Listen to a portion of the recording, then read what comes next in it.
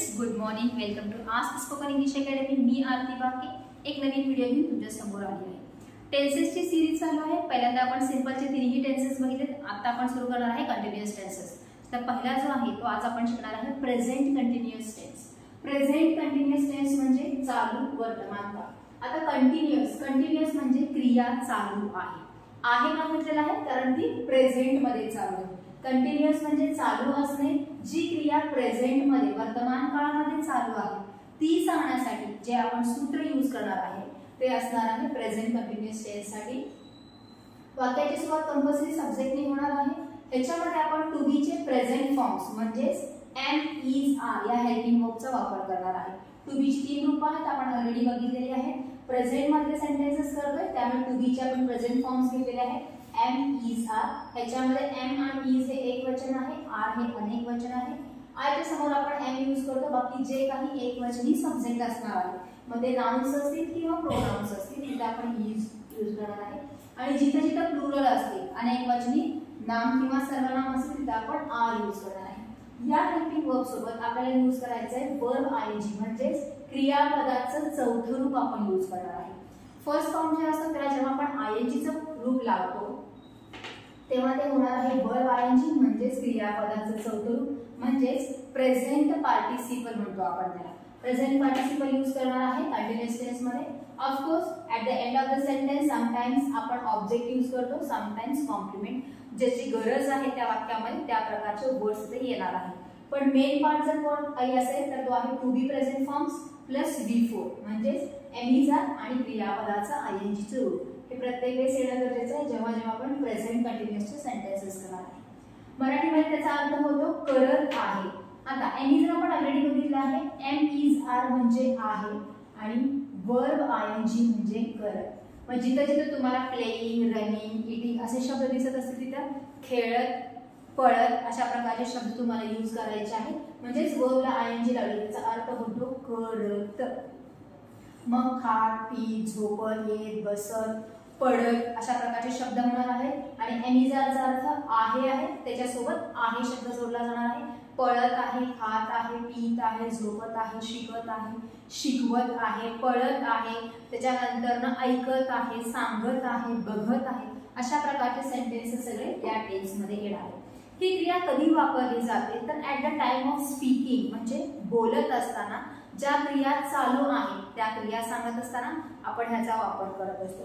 याचा अर्थ असा नाही की मी बोलते म्हणजे माझ्या समोरच त्या सगळ्या गोष्टी व्हायला पाहिजेत. No, at particular time. जसे की आता मी इथं तुमच्या समोर शिकवत आहे. आता टाइम काय झालेला आहे त्या अनुषंगाने तुम्ही जर तुमच्या घरी बघत असाल, तुमच्या पप्पा ऑफिसला गेले असेल तर यावेळेला काय करत असेल, तुमची मैत्रीण जर ट्युशन मध्ये असेल तर ती काय करत असेल, तुमची बहीण जर डान्स क्लासला गेली असेल तर या वेळेला काय करत असेल, जसं की रेल्वे स्टेशनवर या वेळेला कोणकोणती रेल्वे येत असेल. म्हणजे या वेळेला ज्या ज्या क्रिया चालू आहेत मग ते कुठेही चालू असेल आणि त्याची तुम्हाला आयडिया आहे ते सांगण्यासाठी आपण याचा वापर करतो. फॉर एक्झाम्पल जसं मी आता इथं उभारलेली आहे आणि आता माझी मम्मी घरी स्वयंपाक करत आहे हे मला माहित आहे. तर सेंटेन्स कसं होणार, माय मदर इज कुकिंग. याचा अर्थ असा झाला का ती माझ्यासमोर स्वयंपाक करत आहे?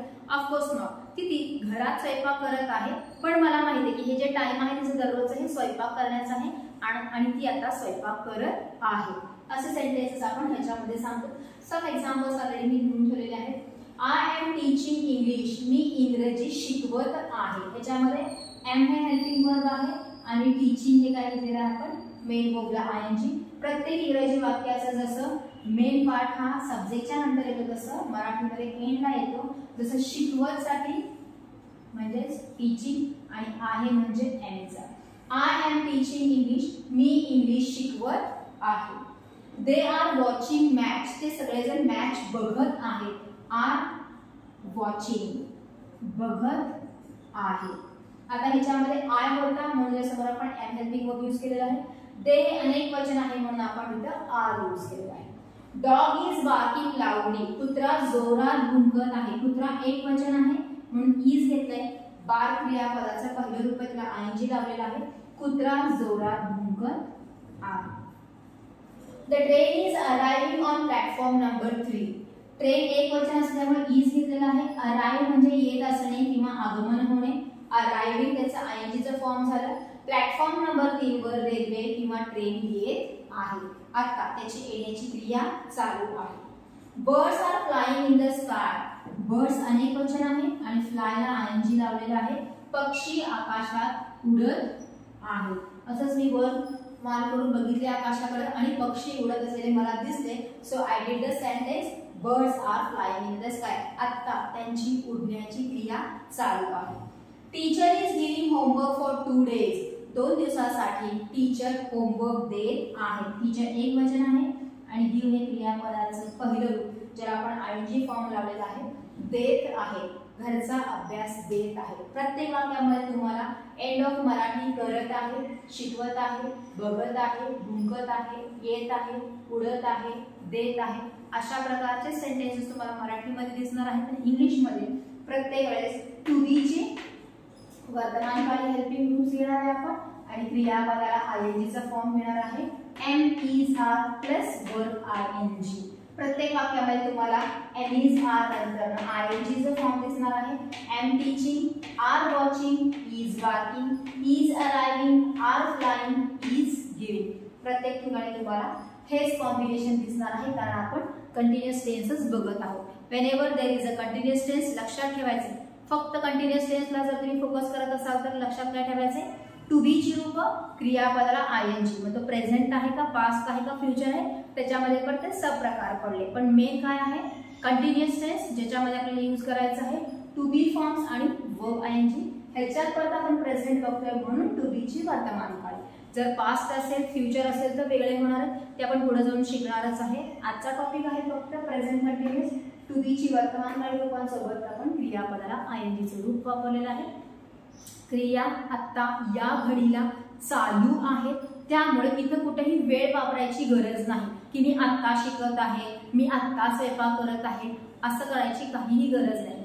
या वाक्यामध्ये टाइम यूज करायची अजिबात गरज नाही कारण ते स्वतः टाइम इंडिकेट करतं की आत्ता या घडीला क्रिया चालू आहे. So we don't use the time at the last. जसं आपण प्रेझेंटमध्ये, फ्युचरमध्ये आणि पास्टमध्ये सिंपलचे सेंटेन्सेस करत असताना टाइमला व्हॅल्यू दिलं होतं, तसं इथं द्यायची गरज नाही कारण तो डायरेक्टली इंडिकेट करतो की आत्ता या वेळेला या घडीला बोलत असताना क्रिया चालू आहे. सो टाइम इथं वापरलेला नाही. इझी आहे. जास्तीत जास्त सेंटेन्सेसची प्रॅक्टिस करायची आहे आणि दररोज तुम्ही बसल्या बसल्या जेव्हा बसलेला असता निवांत मग तुम्ही बघू शकता की कोण कोण काय काय करत आहे आणि तुम्ही त्याचे सेंटेन्सेस करू शकता. जसं की तुम्ही जर ड्रॉइंग रूममध्ये बसलेला असेल तर माझे पप्पा टीव्ही बघत आहेत, माझी मम्मी मटार सोलत आहे, छोटा भाऊ माझा काहीतरी लिहित आहे, बहीण माझी विंचरत आहे, आजोबा पेपर वाचत आहेत, आजी मम्मीला मदत करत आहे. हे सगळं तुमच्या घरामध्ये तुम्ही बघत असलेल्या गोष्टी दिसतात. तसे सेंटेन्सेस करायचे. हे झाले मराठीमध्ये. At the time of thinking लगेचच इंग्लिशमध्ये कन्वर्ट करा. My father is watching news, my grandfather is reading newspaper, my mother is helping my granny, my sister is combing, my brother is studying. अशा प्रकारचे sentences तुम्ही तिथं करू शकता. तुम्ही जर तुमच्या कॉलेजमध्ये बसलेला असाल, बसा, कुठं कुठं काय काय चालू आहे ते बघा, सेंटेन्सेस ऑन द स्पॉट होतात. तुम्ही जर ग्राउंडवर गेलेला असाल, जिममध्ये असाल, गार्डनमध्ये गेलेला असाल, लायब्ररीमध्ये गेलेला असाल, कुठेही तुम्ही जिथे जाता तिथं बसल्यानंतर तुम्हाला जे काही दिसतंय ऑब्झर्व केल्यानंतर त्या सगळ्या क्रिया चालू आहेत. कधी आत्ता, म्हणजे ते सगळे जे काही सेंटेन्सेस असणार ते सगळे प्रेझेंट कंटिन्युअसचे असणार आहेत. त्यामुळे तिथल्या तिथंच ते सेंटेन्सेस कंटिन्युअसमध्ये कन्वर्ट करण्याचा प्रयत्न करा.